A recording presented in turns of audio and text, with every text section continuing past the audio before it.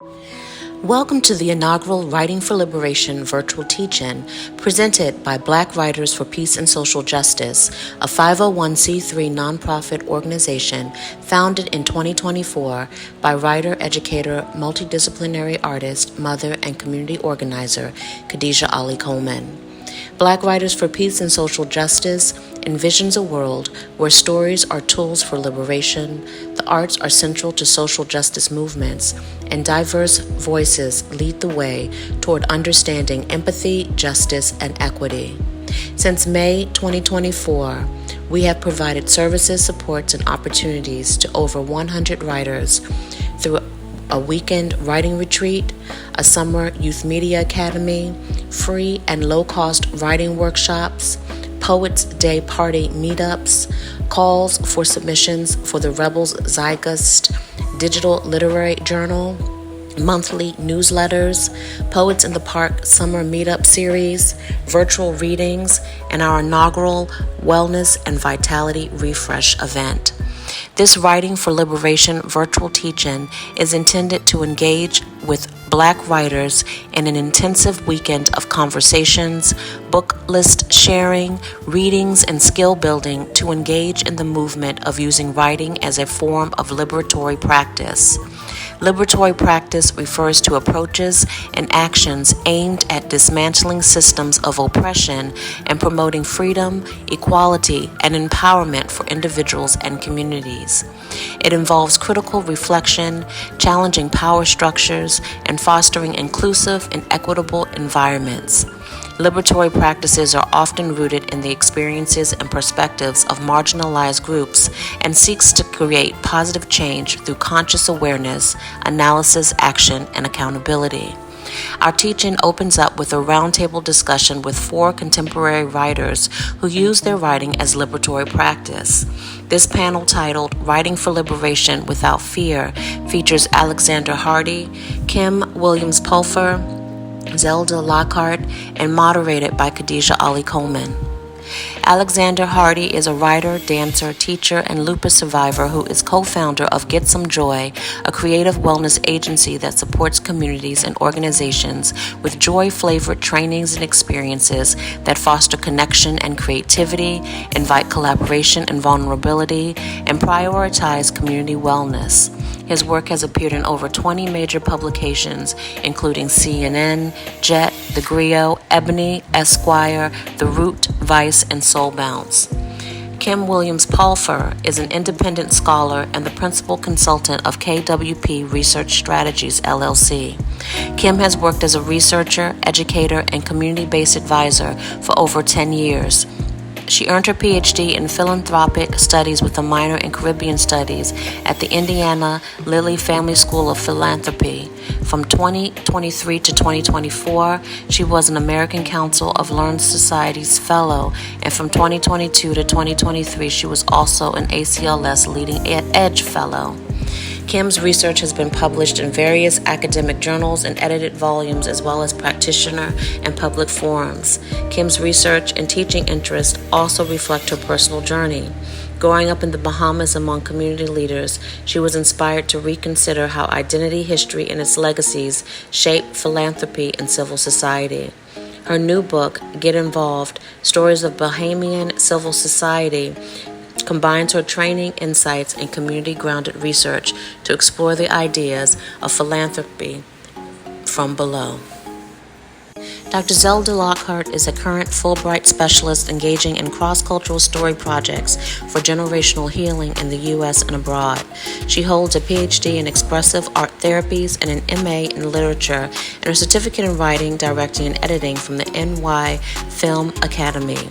Her work as an author and expressive arts consultant and educator centers on the power of story and nature to connect us across barriers and to heal our generations. She is winner of the Lambda Literary Foundation 2024 Jim Duggan's Outstanding Mid-Career Novelist Prize. Her books include HarperCollins 2023 release Trinity, The Soul of the Full-Length Manuscript, Turning Life's Wounds into the Gift of Literary Fiction, Memoir or Poetry, Fifth Born, Cold Running Creek, and Fifth Born 2, The 100th Turtle, a 2011 Lambda Literary Award finalist. Lockhart is director at her Story Garden Studios, inspiring Black women to self define, heal, and liberate through our stories in nature. Khadijah Ali-Coleman is author of the poetry collections For the Girls Who Do Too Much and The Summoning of Black Joy, the children's book Mariah's Maracas, and co-editor of the book Homeschooling Black Children in the U.S., Theory, Practice, and Popular Culture. Her work is featured in multiple publications, and she is currently editing the book Homeschooling Black Children on a College Pathway that is scheduled to be released in 2025 by Black Family Homeschool Educators and Scholars, LLC. Dr. Ali-Coleman's journalism career began as a freelance journalist in the late 1990s, writing for community publications such as the Washington Informer, the Baltimore Times, the Afro, the District Chronicles, and East of the River, published by Capital Community News. She founded the digital online space Liberated Muse in 2008 that went on to become a multidisciplinary arts group to produce and present events in more than a half dozen of her plays and multidisciplinary stage presentations. She is currently an associate professor in English at Coppin State University and served from 2023 to 2025 as a second poet laureate of Prince George's County, Maryland.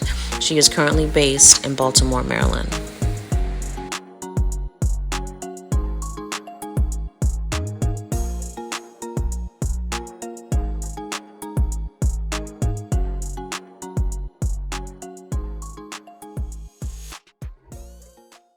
And so I can talk. Um, so for the past 5 years, I've done virtual teach-ins, wearing my other hat as the founder and the director of Black Family Homeschool Educators and Scholars, which is an education research group that I started in 2020 during the pandemic, when I was actually defending my dissertation. I did a study on dual enrolled African American homeschool students and their perceptions of preparedness for college. That long ass title is actually the title of my study. And I just have found virtual teach-ins to be so meaningful. And for those who are unfamiliar with the teach-ins became really popular during the 70s. And so those who were protesting the Vietnam War would gather and really share information on how to effectively protest and mobilize, but also any type of foundational information that was necessary was available in these groups where everyone who came together was looked at as being a valuable asset to the conversations at hand. And so I want that to be clear, is that you as a participant is looked at as being a valuable asset to this teaching. So while we do have featured speakers, this wonderful panel that has assembled today, is definitely the feature, the highlight of this conversation today. I'm going to ask for us to look at our communication tools during over the course of the teach-in as being ways that you can activate your power as a valuable asset. So in the chat, I'm asking for you to share information. If you have links to your own work that you're doing, any of your articles or books that you have that you think are relevant to this idea of liberatory practice, please share. If there are books that you've read or are reading, I will definitely be going through the chat so that I can add them to the list that I'm going to be sharing with you over the course of the weekend, so that all of us are collaboratively working together to share and exchange. That's kind of a synonym, to exchange information with one another.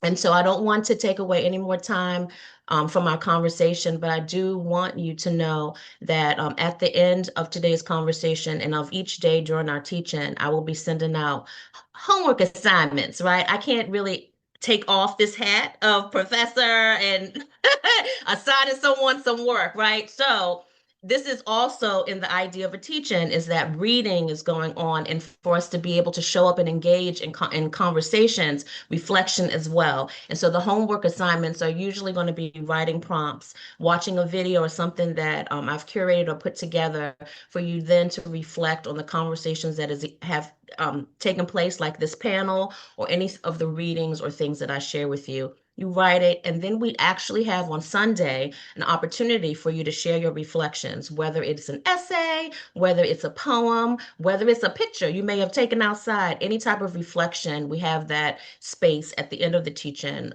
for you to share. We won't be using this space as an orientation, because I did do a video for that. But if you do have any questions regarding accessing our teach-in space, please send me an email at learning@blackwritersforpeace.org. Okay. And so without further ado, hello, panelists. How are you? Hey, hey. Good, I'm good. Howdy, Hey. howdy, howdy. Yes. So thank you so much for gathering and for being part of this first panel of the teach-in.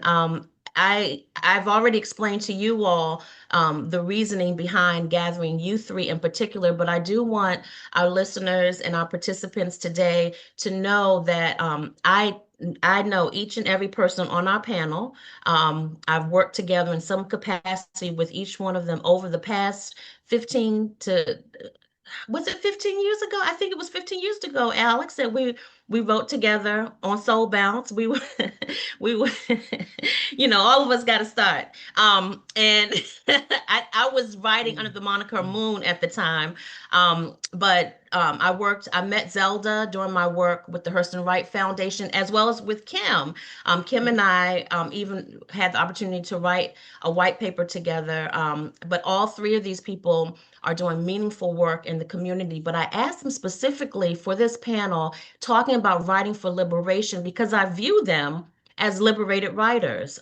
While you heard the accolades in the intro, their bios, the things that they are affiliated with, the awards they've won, the things that they're doing, they also are all independent in the sense that they have created spaces born from their writing expertise or where they are writing actively, whether it's Kim as her work as an independent researcher, whether it's Zelda publishing her books through HarperCollins, but also facilitating therapeutic writing sessions, healing sessions, and using writing as a tool for healing.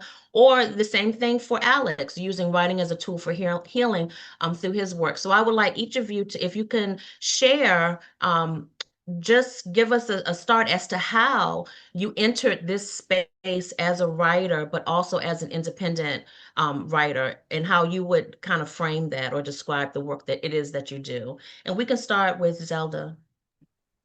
Hey, y'all. Um, so I'm glad to be here. Thank you, Khadijah. I'm so happy to be here with everybody. And in terms of what started me out with writing, I was writing to understand what was going on in my body, and my mind, and my spirit at the time, right after my son was born. Um, when any type of birth, any type of transformation brings forth transformation. So one area of your life, if you think about pulling a string in a tapestry, everything starts to move. So yeah, I started to write then in order to just relieve like what is going on with me, what is this feeling that I have. And then it got a lot more serious about it in terms of writing from a place of being authentic and being true to what I was feeling or what I was going through without being on the surface. When I met Toy Derricott, um, and that was, I think I was 20, maybe 24, when I met poet Toy Derricott, a woman who just has always written from the heart and soul. And she challenged me to quit being clever and to get down in it, with whatever it is that I was trying to really express. She was saying that I hadn't told all the truth, but that I was being flowery and cute with it. And that was the end of that. I like a good challenge. So after that, it's just been Zelda being Zelda, you know. Um, but in terms of how I got sort of liberated as a writer, and I want to say to you all too, just like it's your responsibility for your expressions to reach an audience. After you bear that fruit, it's your responsibility to make sure that somebody picks the fruit. And so, it's like publish wherever you can publish. And so, you know, um, I believe that the publishers are collaborators, just like any other collaborator that I would work with. So, if I start out with Simon and Schuster, but then if something is going funky with them, for a while, are they not collaborating, right? Are they, are shutting me up in some kind of way? Then with that, then I opened Levinson Press. I'm giving you the libretto of all of this, but the very short version. But yeah, and so I started accompanying Levinson Press because my older brother, before he passed away, he was like a parent to me, and he said, if you're not doing what you came here to do, then you may as well be like an ant or a frog or something, just trying to escape death constantly. So yeah, and so then some of the novels are published through my press, some are through HarperCollins, some are through Southern and Schuster, some are, I'm just doing my thing out here and collaborating with who I'm collaborating with and not believing in the superiority lie with that. And so there lies my independence is is is consistently figuring out ways not to internalize the superiority lie, therefore being able to publish my work wherever I need to publish my work. So. I think that was an excellent synopsis. That was excellent. And I learned something new. I didn't know that you published some of your work through a press, and because I know most of your work, if not all of it, is award winning. So that's fantastic. And I'm sure folks are going to have questions about that. So I do want to remind folks, if questions come up, put them in the chat. I'm going to try to gather them for when we do our Q&A towards the end of the panel. So can we, is it okay if we move to Alex? Because I think and as you all see, we have a novelist, we have a columnist, we have a researcher. So it's all, and I'm a poet, children's book author, art. I do that's left over. So, so all of the questions that you have, it should be someone that should be able to respond to what it is that you're asking. So, Alex, I turn it over to you. Thank you, thank you. So glad to be here with all of you all this evening. I'm Alex. I'm from Virginia, but I'm currently living in Brooklyn, New York. I got to this space, well, started on MySpace, but in terms of writing in a liberatory way, was when I started navigating my own raggedy mental health and finding writing online, oversharing on the internet for strangers, just as a way to feel less heavy, less beat down about the things that I was going through, was able to find commonalities with others, writing about depression and suicidality and being black and gay and homeless and all kind of things. And so it really was a way for me to stay alive. After a while, started writing for, I mean, I've written for many publications as mentioned, but it was when I started leading writing workshops, using writing as a way to unpack mental health issues, where I was able to really make it something that was transformative. And in sharing my writing with people in this way, through what became our literary therapy writing program, I have been able to connect with, say, over 3,000, 3,500 people or so in the past few years. Now I have a creative wellness agency, as mentioned, and one of our flagship programs is the literary therapy writing program, where we use it as a tool to unpack all kind of things, caregiving, sexuality, um, uh, uh, a lot of grief and loss stuff, and doing things that approach writing through the lens of joy, right? Approach mental health through the lens of joy. In my experience in mental health conversation in general, grief resources is very white. It's very boring, it's very dry, and I just feel like mental health conversations don't have to be that. Like, you can make them soulful, you can infuse your personality, your humor, your soul, your flavor, all of those things. And so that's how we approach it. And I think that for us, one of the keys has been to meet people where they are, right? You're not going to meet everybody in the classroom. And so we connect with people on Twitter. We do a lot of mental health check-ins. Our literary therapy program has a number of pathways now where we can use this same structure. We have a framework and everything that I've developed, and we can use it in workshops. We have, I'll see if I can grab one. We have workshops, we have workbooks, where you can like take it and carry it forward, because you can only do so much in 2 hours, right? And so this gives prompts and things to carry it forward. We now also have a literary therapy wall, which we travel around with. Most recently, it was in Oakland, and actually at Pride in the Bronx, big 6 foot tall, bright yellow wall, where we invite people to answer questions on different postcards, space to write on the back. all kind of questions about joy and grief and resources that are helping you and what joy means to you and what's on your joy agenda and all kinds of things. And for me, I just found that, people learn by watching other people be vulnerable. And it invites people to share in spaces where you wouldn't expect this big mental health installation and people talking about feelings. But I just love sneaking up on people and getting people to talk about feelings at the club, at a party, at a pride event, at a parade, in the street. Like, just that's me. And so it was just our way to kind of carry that forward and really just make it so that mental health conversations don't have to be formal. They don't have to be um, just so professional. And I just, feel like you can take it anywhere. So that's kind of where I am with it. And I just appreciate spaces like this where you can talk openly about what it is, the work that you're doing. Of course, I would love to get some of my work into a book soon. So I hope to be working on that in the next year. Um, I'll say this summer is my challenge. I'm gonna challenge myself to get this proposal done. Uh, Yes.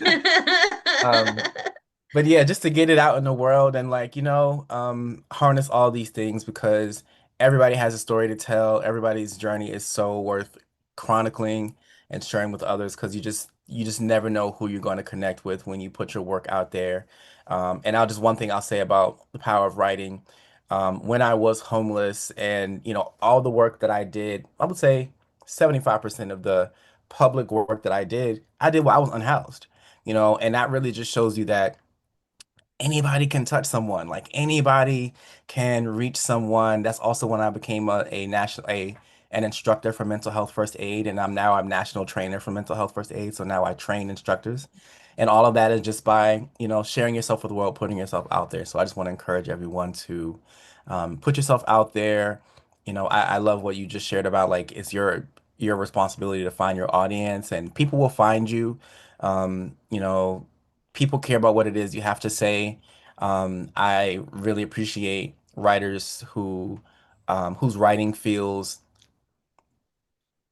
like a person. It feels like a person wrote it.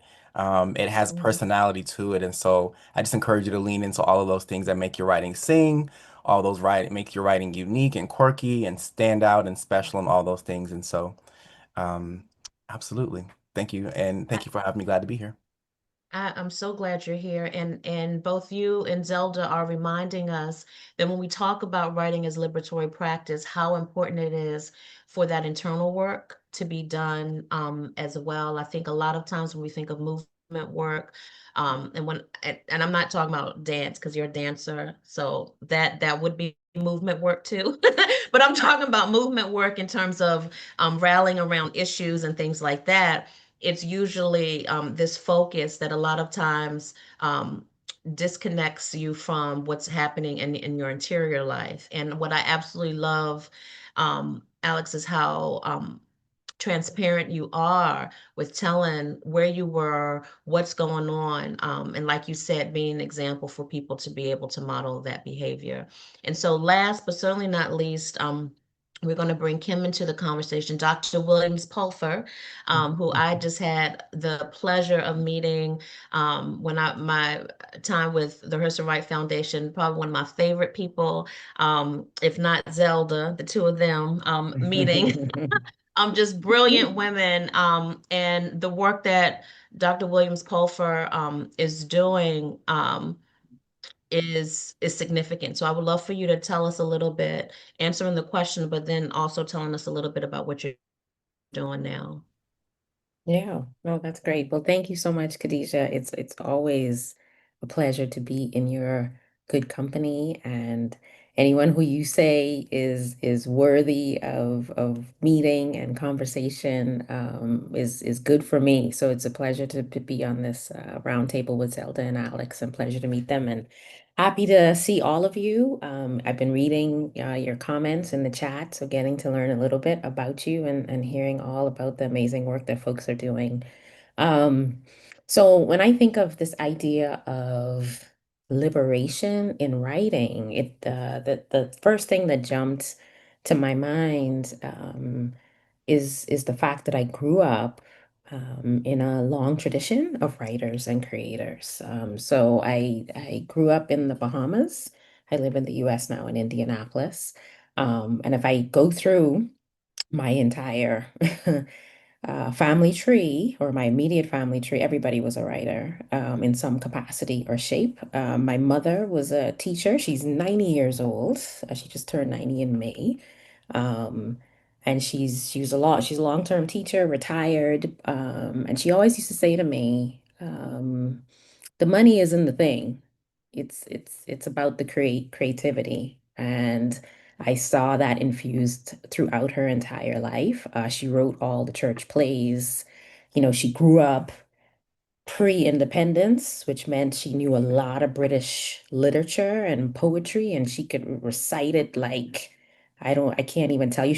I can call her right now and she could come on this phone and recite you some amazing poetry, but loved writing, loved creativity, and loved doing that type of creativity within community, which is where we spent a lot of time in our church home. Her brother, my uncle was one of the most well-known journalists in the country. And if I just go through the whole line, my oldest brother was a filmmaker.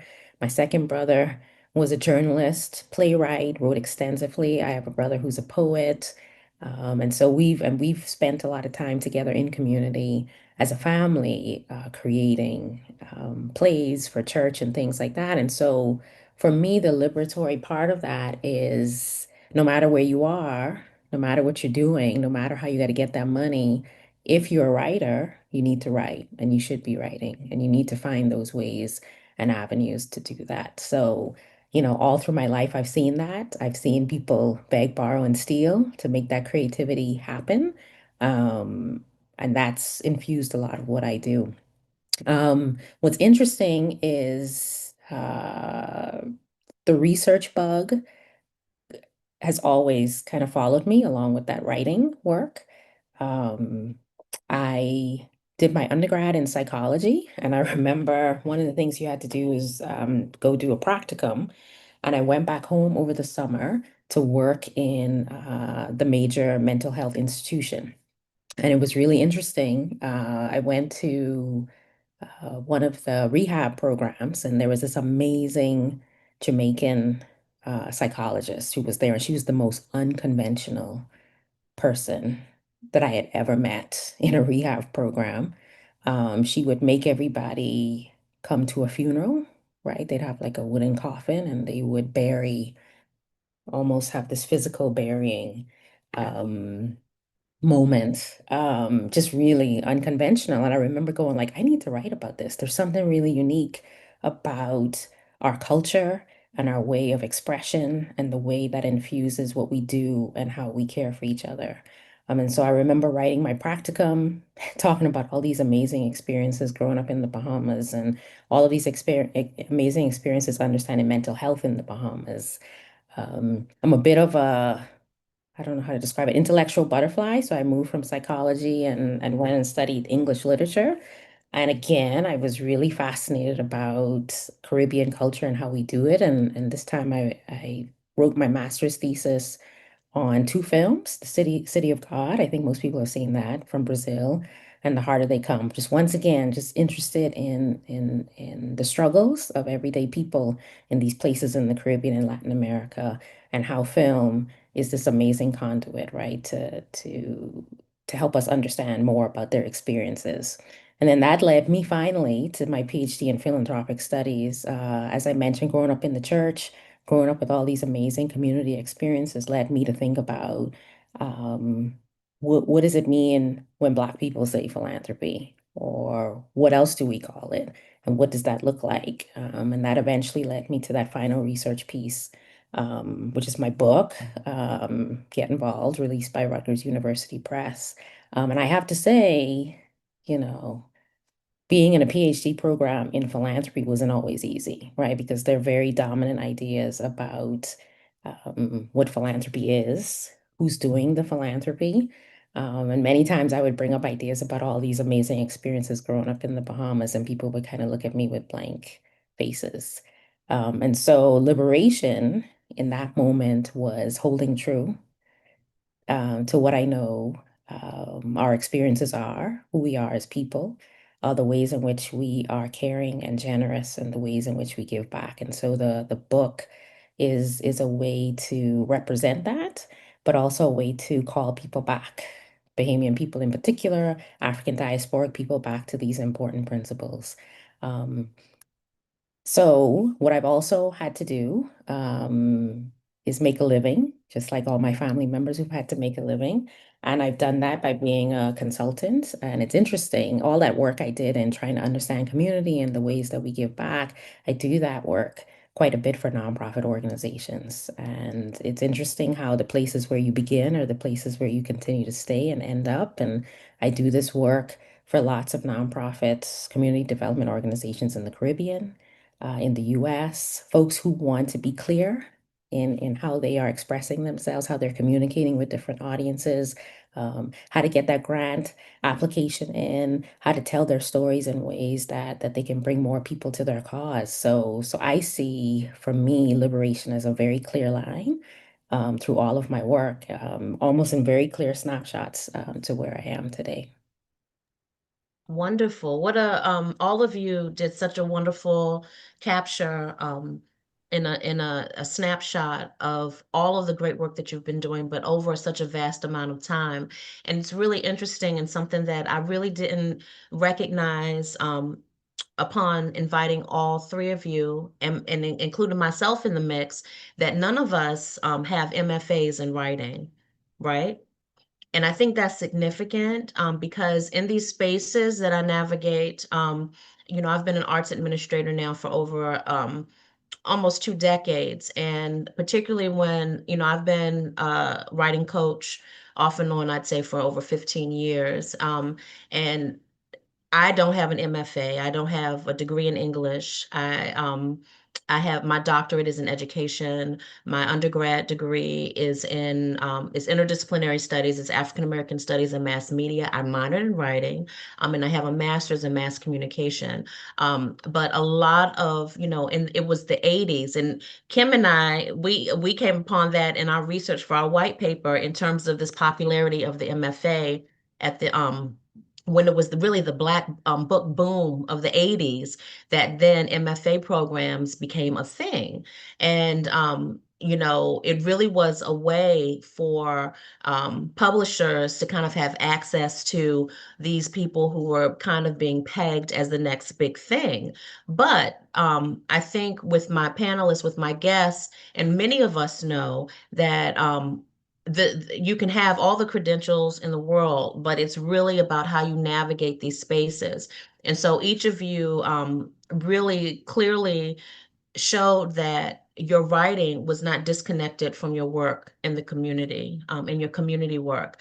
And I will tell everyone, this is a plug for you to make sure that you check out the podcast episodes that drop tomorrow, interviews with Raymond Wimbush, Tongo Asane Martin, even Adrian Ingram, who is an agent with Serendipity Literary, that it is clear, even when agents are looking for clients, that they're looking for writers who are connected to community. So it's not where you just write, you write really well. What is your community work? Who is your community? How are you building community? How are you navigating in these community spaces? And so as we think about that, I want for our participants who are listening, if you can put in the chat, what are the ways that you're engaging with the community as a writer? And I would like to ask our panelists, thinking about the state of the world right now, and how misinformation is rampant, what are the ways that your community is fueling or igniting your writing? What are you writing about now within your community in response to the things that are happening or taking place in this world right now?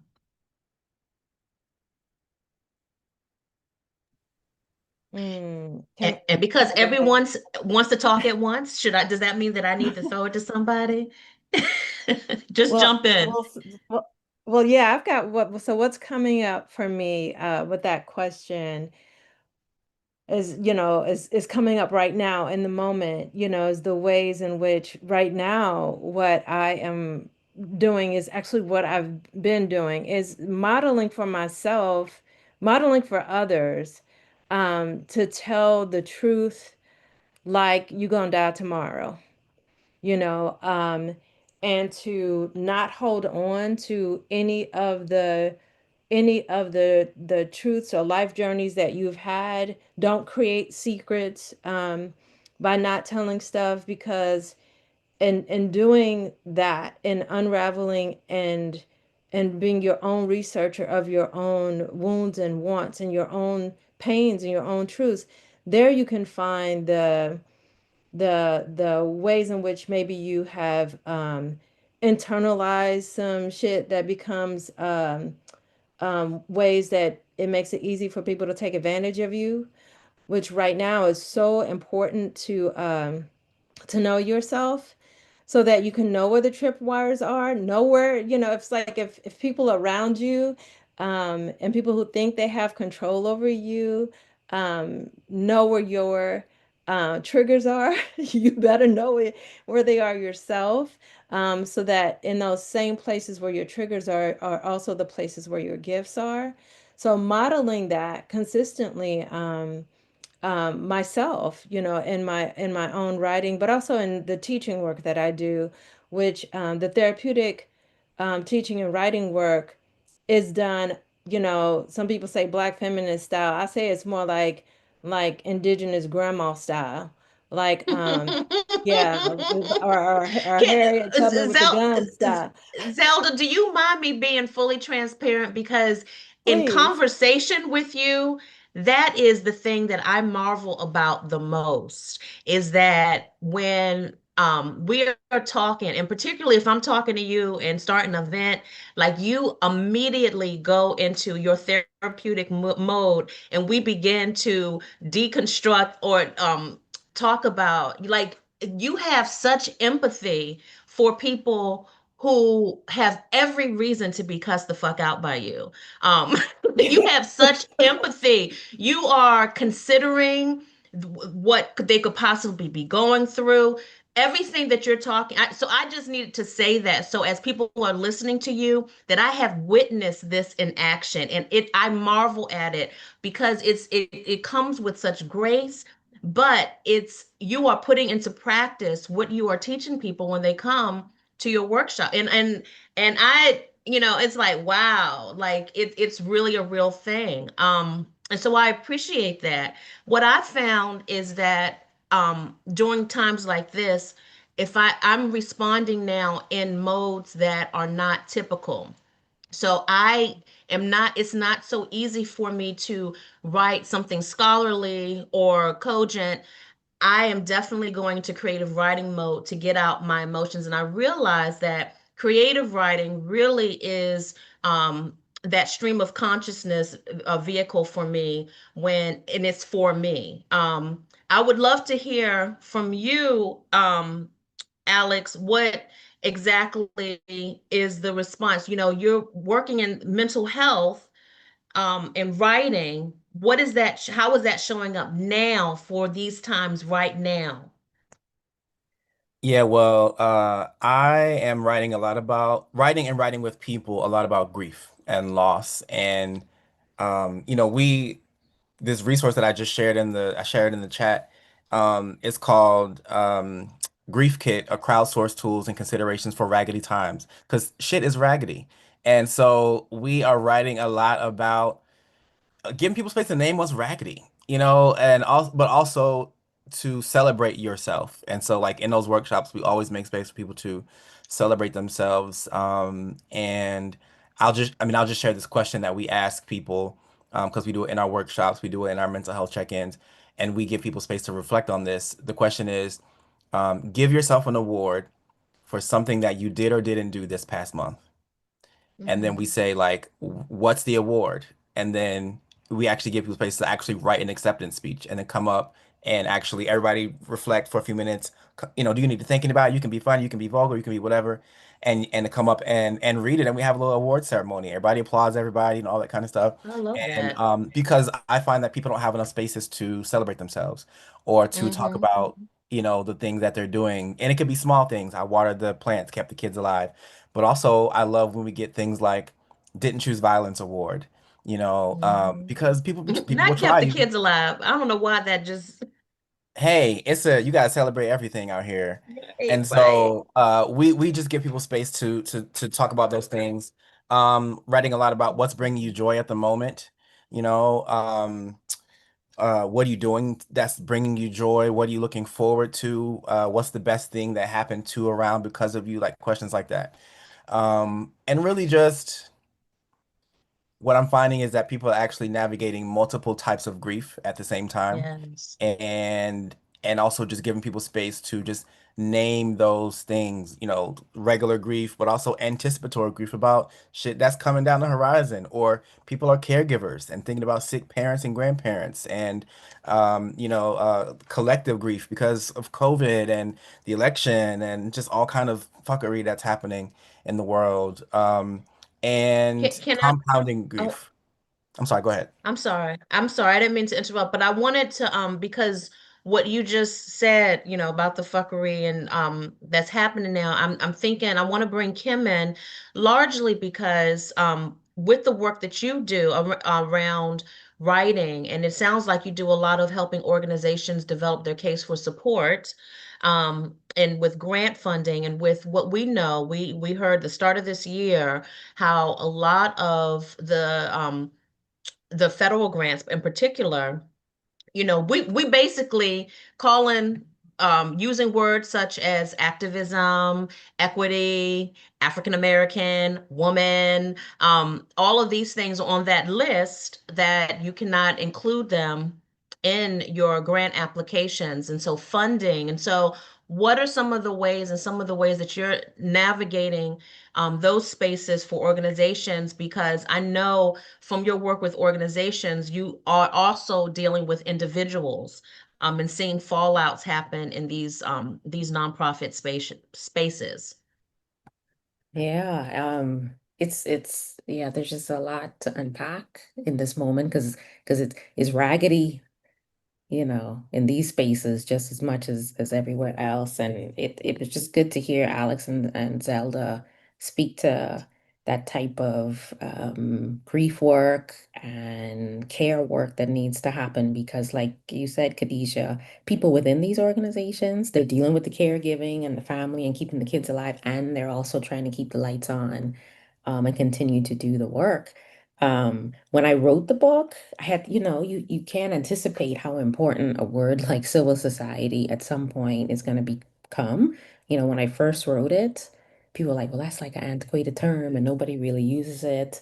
And now, folks in the space are saying we used to be worried about quote unquote civil society outside of the US and the way in which governments outside Mhm. of the US are trying to shrink democratic participation, but it's happening here in the US as well as in other places. And so I can only echo.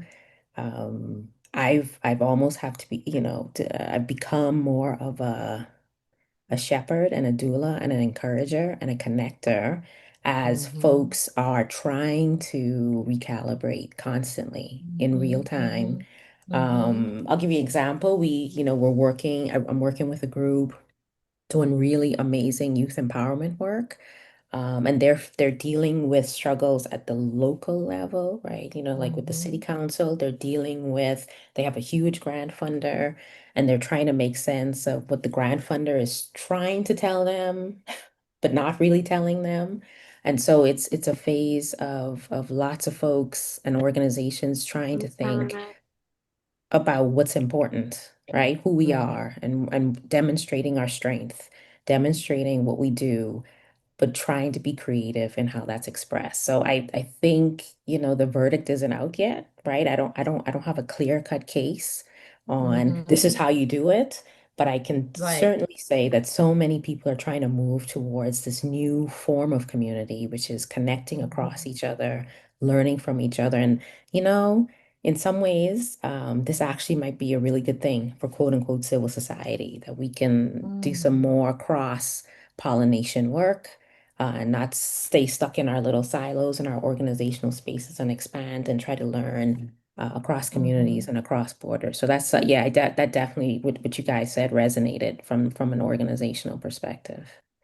I appreciate you bringing tying your book into it and bringing into the conversation what you've done research around. And I will be transparent in telling everyone that when I came up with the idea for this teaching, it was last year, um, and so many things have happened so quickly over the last 6 months, that I literally I've cried a couple of times, with the thought of bringing everyone together to be at a loss, really, with some answers because things change every day. Like, today, the information that we got regarding, birthright, citizenship, the things that are happening, the horrors that are happening, on the streets, as we're seeing people literally get kidnapped off the street, um, and deported to countries they're not from, and believing somehow that that's not possible for us. Um, the things that continue to be an issue for Black people in particular. And so what I reasoned is that we still move forward with this because it's community, because community is what is going to save us. Community is what's going to save us. And what our understanding of community is what may be different among us, but understanding the ways that we can be in reciprocal relation to one another. And because that's what community is. It's not merely just showing up and I'm taking.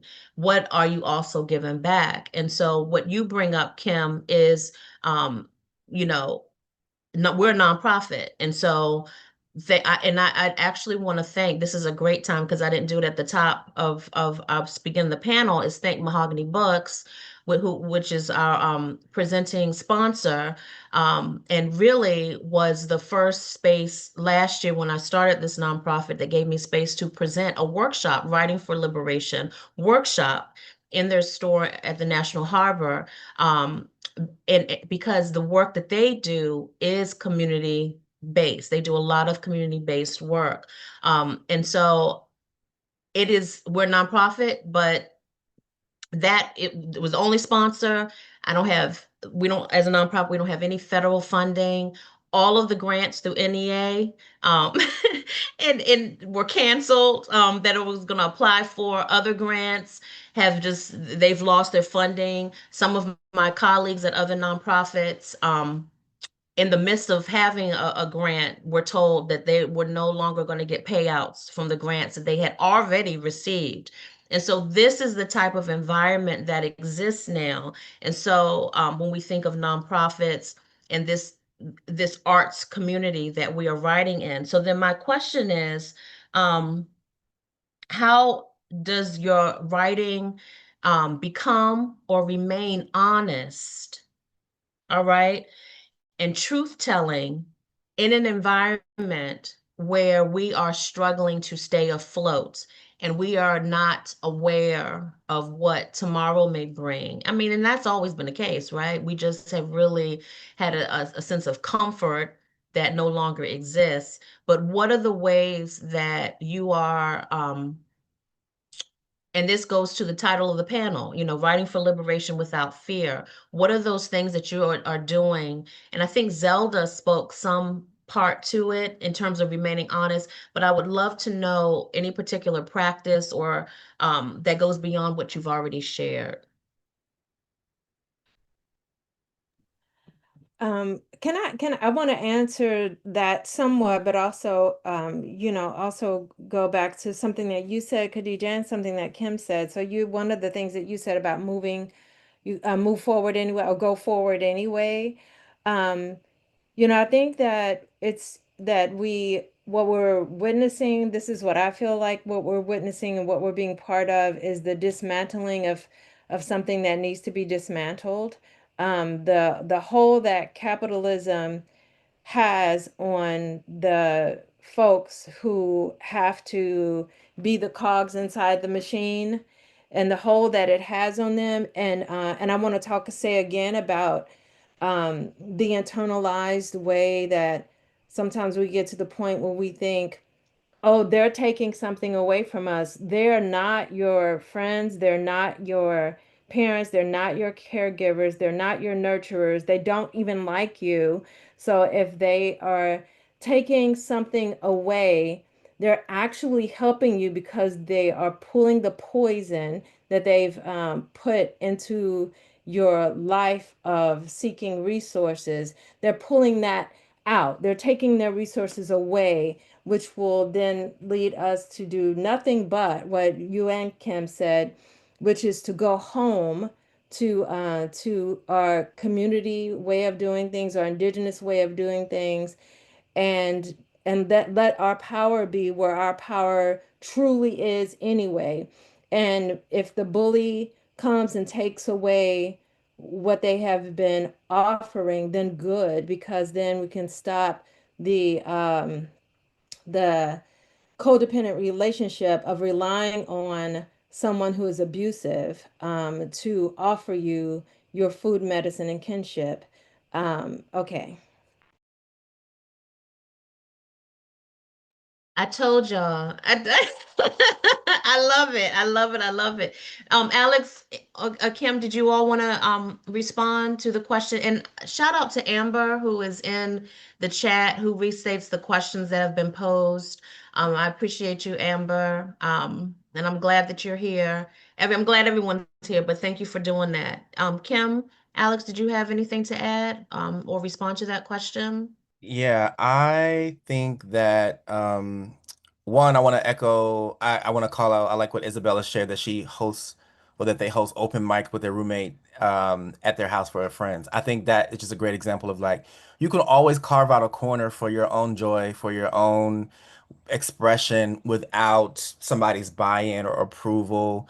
You know, it doesn't have to be a big, prime time event. You know, I love a micro event, a micro engagement. Three people together talking about feelings is impactful, and so I think always remembering that you can be that person that just always makes space for that in your text group, in your family, in your, I'm always about asking those questions. Well, for me, in our mental health check-ins, we're not funded. We're an LLC, and so we're always about just creating space for people to be open.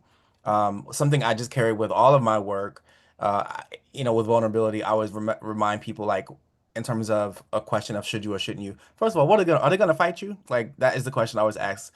What are they gonna do? Like if your vulnerability, if you're questioning if it's going to harm someone, turn someone off XYZ, they're not going to. But I also like what was just shared about not leaning on these people, these oppressive people who don't get it for your survival, for your sustenance. And so really that just makes me find, go where you're getting nourished. Find funding, communities, an audience, etc., where you will be poured into and you can express yourself without that fear.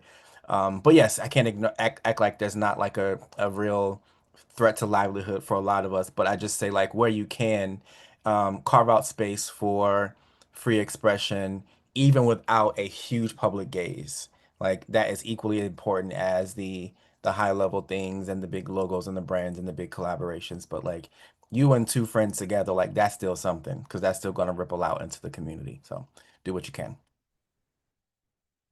Yeah, just to tag on to all of that and to Zelda's point and to Alex's point, all of this is being dismantled, right? Potentially, possibly, probably. So holding on to these notions, these antiquated notions of success are not going to help us in this moment. I was thinking about, who I wanted, who I'm thinking with and alongside, and I always think of a quote by Derek Walcott. He says, "There's no nation like the imagination."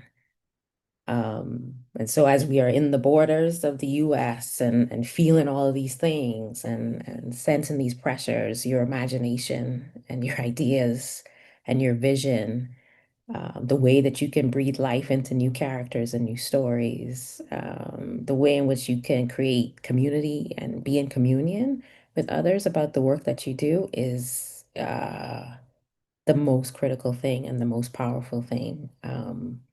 And so for me, that definitely is a practice for writing for liberation. Every time I sit to write, I think I might be apparently confined by certain things, but there's no nation like the imagination.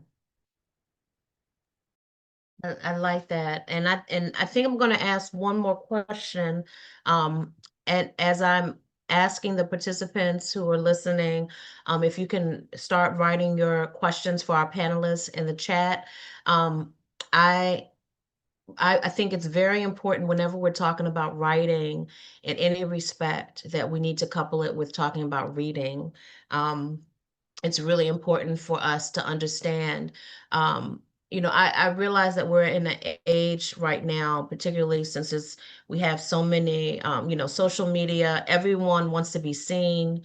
Everyone wants to have the attention light on them, but it's really hard to manifest a practice where you are also reciprocating. You hear me coming up saying this a lot because I am recognizing when there are breakdowns in spaces, it's usually because reciprocity is absent. It's someone who's doing all of one thing and not balancing that. And so even when we talk about writing, when we're talking about the ways that our writing is informed, when we're talking about just the awareness of what possibilities are, what rules are, so we can break them, knowing what has come before, that we have to engage in some type of reading. And so I am posing this question to you all on the panel. I also would like. I know I'm giving you all the participants a lot of jobs, right? I'm telling you to put your questions in the chat. I'm also now going to ask you if there's anything that you're reading in particular. Who are those writers that you're reading? And it can be, I would love for you to include not only people from the past, but also some contemporary writers. I asked all of our participants in our presenters to share that with me, but I would love for you all to speak. Zelda, Kim, and Alex, if you can highlight anything that you're reading in particular that you would recommend that is relevant to what we're talking about, this writing for liberation without fear, anything that was foundational to you. And I want to see if I can challenge everyone to mention writers. With Black History Month is Martin Luther King, Rosa Parks, Frederick Douglass. I'm going to ask if we can mention some writers that aren't Toni Morrison, Bell Hooks. Um, and this is not shade, but I just want us, if we can try to introduce some new voices, you know, um, some contemporary voices, people that are still alive and with us. But if it's someone that's passing, because I will talk about Randall Robinson to the moon. He's no longer with us, but I really think that he was overlooked in terms of his work as a nonfiction writer as well as a creative writer. Please put them in the chat. And Kim, we're gonna start with you since you've been answering last each round. If you can share some Yeah, of your writers with sure, us. sure. I think everybody would enjoy Ben Okri's work, Nigerian. I mean, he does all the things, nonfiction, fiction. Um, And he also writes from a place that I think is particularly helpful for us right now because he talks about growing up out of the ashes of the Civil War in Nigeria. So he has so much to say um, about dictatorship and fascism and war and strife and the role of the writer, right? The power of the writer. Um, of course, I always got to shout out my Caribbean authors. These are my favorite. Paul Marshall's The Chosen Place, The Timeless People. I don't understand why this book is not as celebrated as it is, but it's a critical book for me because it's so foundational in my thinking around philanthropy from below. She's writing about a woman who comes back from university, wants to serve her people, and ends up working for a philanthropic foundation. It's unbelievable, um, and the tensions that exist, right? And in trying to please these folks, being in close proximity to money, and then to your people. Anything by the Jamaican sociologist, right? I love these folks who do all the things. Broadbeer, She's someone really important that people should take a look at. Kai Miller, I think Things I Have Withheld, really powerful work. And then I'll end with beyond book writing. Maddie Diop's work is really powerful, and she is a director. So she wrote the script for both fiction and nonfiction work. And her, I don't know if people have seen her film Dahomey, which is about this repatriation of artifacts from France back to Benin. And she does this really, really powerful thing where she mixes, I don't know if I should do the spoiler alert, both fiction and fact, where she travels with the statues, but she creates voices of each of those statues and what it's like for them to be. Oh, wow. It's really powerful, and she's done another other awesome film called Atlantics that I think is really amazing. So, just seeing all these different layers of different ways of writing, she's a really good example of more recent work. Can you put her name in the chat Absolutely. while Alex and Zelda are sharing? Will do. And some of the other authors that you mentioned, that great list. Thank you so much. Who wanted to go next? Zelda, Alex? Oh, I'll just share that okay. I have been revisiting one of my favorite writers, Samantha Irby. She has two books. Well, she has three, probably four books by now. But she has a book of essays called Quietly Hostile. And then she's a fantastic humor writer, and she has another one called Wow, No Thank You. And for me, it's just been really inspiring as a writer because it shows that she has just a very distinct style, and it just shows that you can write any fucking thing you want to write. Like your voice is, I just love writers with such a clear voice. And so I've been revisiting her as I try to get my mojo together. And I will share That's How They Get You by Damon Young. I happen to have an essay in this collection. This just came out last month. This is my first time being published in a book. But a lot of good, hilarious black writing. It's a black humor anthology, and it's just some really Congratulations. good. Thank you, thank you, thank you. It's really, really good black writing in here, from all kinds of people: Kiese Layman, Deisha Philyaw, Roy Jones Jr. And I, in this one, wrote about getting being allowed to cook in my grandmother's kitchen for the first time. Like she gave me that baton for the very first time, and um, and there's just some really great, inspiring writing in there. And I let's see, a lot of Substack and other things like that. But those are the books that I've been reading lately. Thank you for sharing. Oh, Awesome. An American Marriage. I've been revisiting that by Tayari Jones. Tayari Jones, An American Marriage. Just such good writing. I highly recommend to everybody. I'll put those in the chat too. Oh, wonderful. Thank you. And so, Zelda, are you going to get your visual aids? You're about to show us? You're on One mute. of the poetry books I couldn't remember the name of, but it's No Sweet Without Brine, by Mm. Cynthia Manick. Yeah, I'll put that in the chat. Um, And then also one that I had on my desk a minute ago because I have it with me all the time. And I don't know what I just did with it. I mean, literally, it's like moving around constantly. Is Destiny Hemphill's Mother Love book. I think that's what it's titled, Mother Love.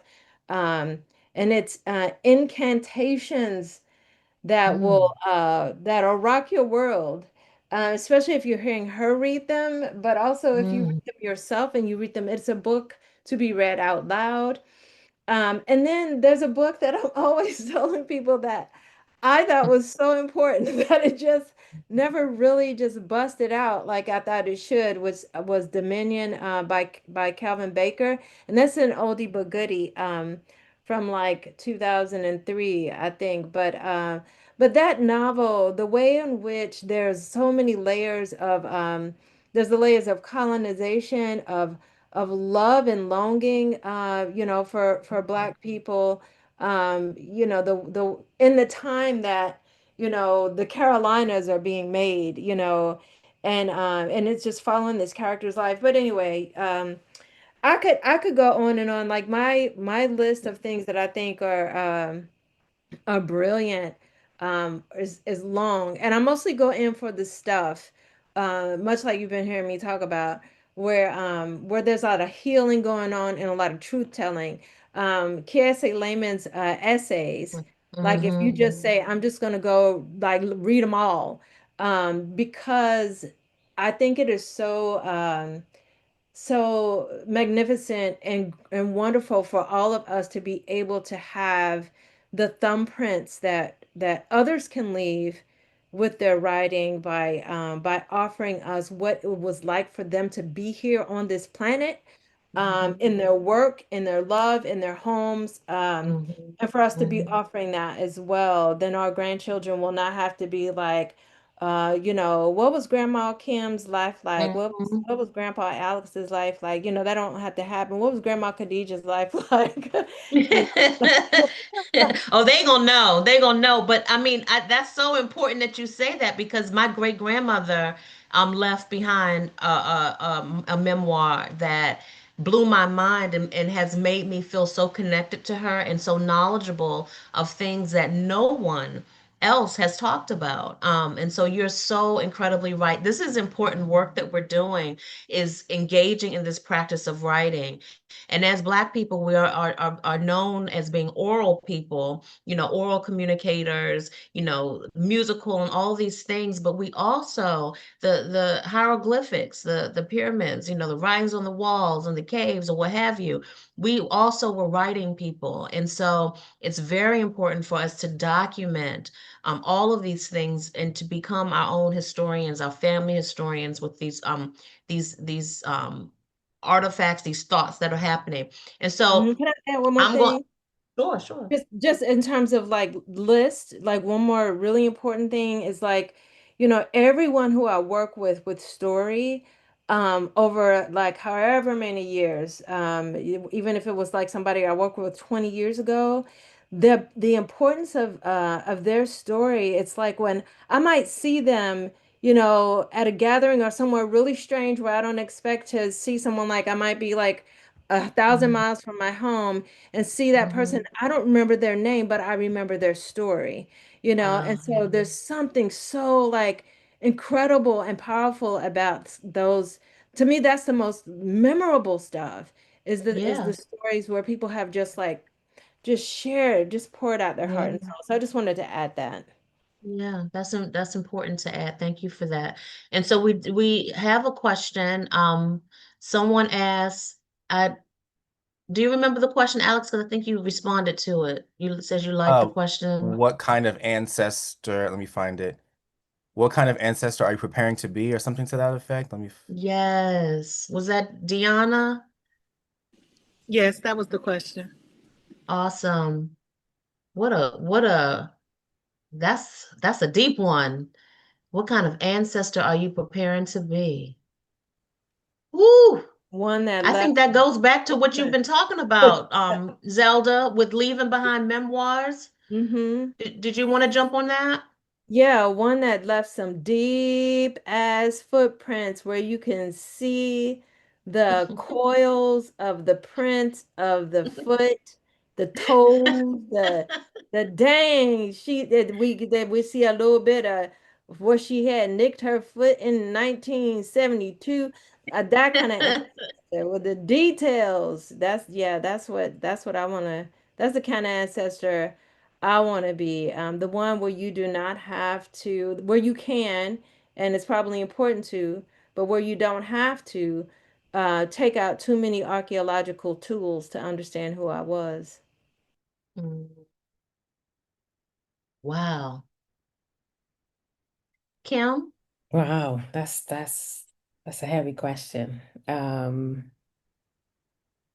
First thing that comes to mind, something that's really important to me, and I hope as an ancestor, uh, when folks call upon the ancestors, the thing that I bring or I will share, um, is that the Creator, however you define it, has put something specific inside you for this earth and to give to it.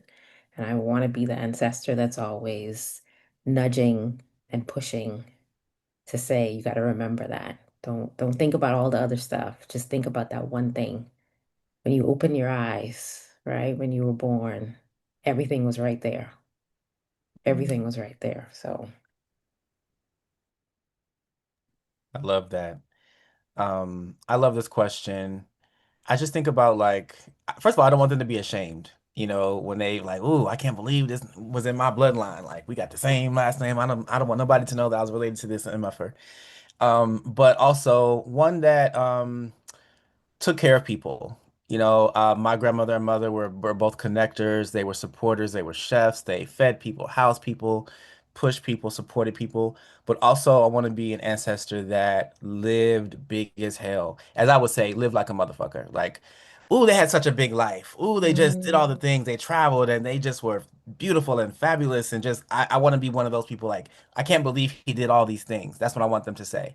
Um, and someone who like kept that legacy going of making their communities better.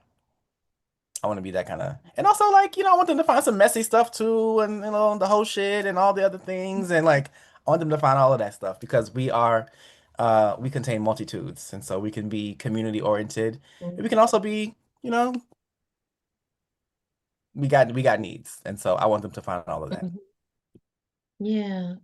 I ditto what everyone has said. I definitely want to make sure that um, I've left my family in a better position than that I'm not breaking them or creating chaos with the existence that I have now. And when I leave, that they would have had experiences with me that helped them be a better person. And I'm not going to cry, but one of the reflections that I had with my mother passing is, and her passing was unexpected, is that I know that there were a lot of things that she wishes that she didn't do because of the chaos that ensued. They always say with funerals and she didn't leave behind like what my great grandmother did, a memoir. So there were still so many questions. And so I would like to leave behind and be an ancestor where there were a lot more answers. Or at least having had built the tools where they can find or create the answers for themselves and problem solve for themselves, my descendants. So Deanna, what a beautiful question. I think that really is a perfect space. I do see, for us to close out, I see a question in literature and art, how can we honor Indigenous ways of knowing without always needing them to serve a Western audience? And I think Zelda really spoke to this earlier, really spoke to, I don't think you said fuck the Western it's but really an emphasis on um staying true, and I'm going to ask you if you can quickly respond to that question, because I think you have in a way over the course of the questions that we've had, but if you can respond specifically, because I think that that's aligned with the work that you do in your sessions. Yeah, absolutely. So I'll do a lot of ancestral work in the sessions, starting with yourself and healing yourself. But I'm gonna combine the answer to that with another question that's in there too, about digging deep for the real stuff, and how do you do that when the real stuff is your stuff, and with like not worrying about who your audience is. So when you're digging deep for the real stuff and you're writing that out, one of the ways I do it is whatever gets you in the zone, whatever you do to not think is what you do, because Yep. it's your fear of how you've been oppressed either in your family, which is Hmm. probably rooted somehow in colonization and racism and homophobia and so on and so forth, or by Hmm. society, which is the direct messenger for colonization and racism and shit. So all of that noise is probably happening. So I usually put in some music in my ears and I put my finger down in a poetry book, and whatever three lines I land on, I do not question myself. Whatever I felt, thought, or remembered, I began to write that, and I do not question myself. And when you're writing, do that for months, years, even with what the raw material is, until you begin to see a pattern. Never worry about audience. Never think about publishing, Absolutely. because you will not tell the truth. All of your fears of how society creates blockages for you will come up and you will never write it out. So I just Yes. recommend and suggest, don't worry about audience at all, whether it's the white gaze or any other gaze. And then whatever it Mhm. is that you produce is the food, medicine, and kinship that the rest of the world was calling for. Excellent response. Oh my goodness.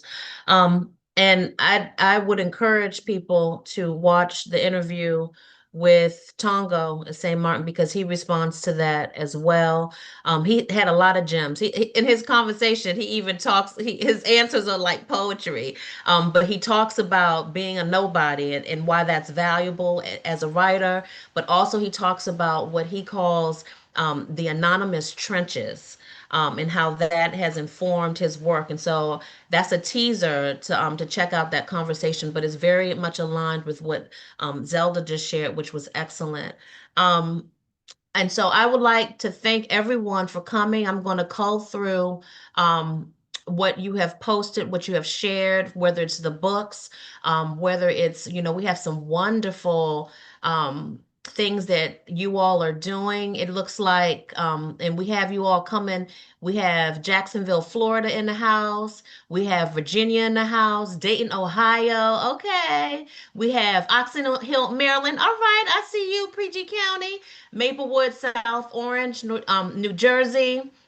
We have, someone coming in from Benin City, Nigeria. All right. And a playwright and poet. We have someone from LA, um, s- someone from Atlanta who is Ethiopian, from Toronto. All right. So thank you. This is community. This is Mm. how we start to find our community, to be engaged in community. Please visit the teach-in space where there are links to the discussion board, but I also included a link to the Facebook for those who are still on Facebook. I am still on Facebook. I'm realizing this is a generational thing. So some of y'all who are under 40 may not be on Facebook anymore. Um, I'm not ashamed to say I'm 51 years old. I am still on Facebook. But if you want to go to Facebook, there's a link there as well. I wanted to close out with a poem to you all. It's called Black Is. Black is heat, that heavy, hot, hot, when we clapping and singing and stomping and shouting, holding up to the heavens our heaviest burdens, thankful and forgiving, a warming that is fueled by our gathering. Black is a feast. Whether Easter or Christmas, Thanksgiving or New Year's, a birthday or a funeral, a nourishing is prepared.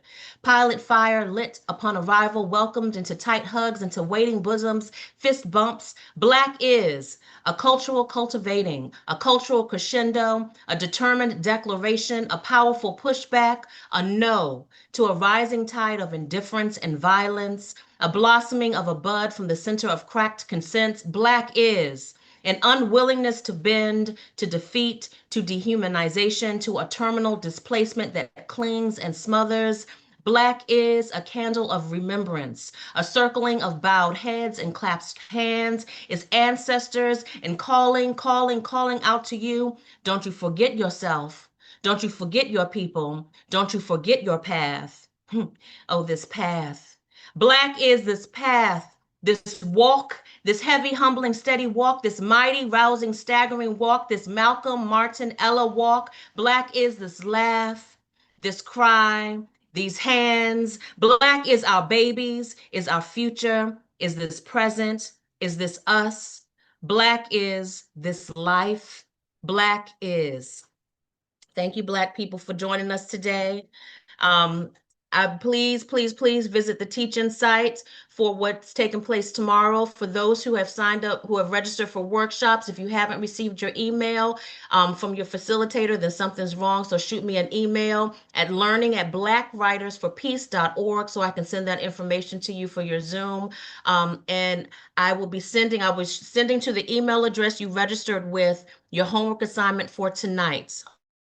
All right, it's going to include watching a video, and it's a writing prompt involved, and you will share you can share at the end of the teach-in or in the discussion board or in our group your feedback to that homework assignment. All right.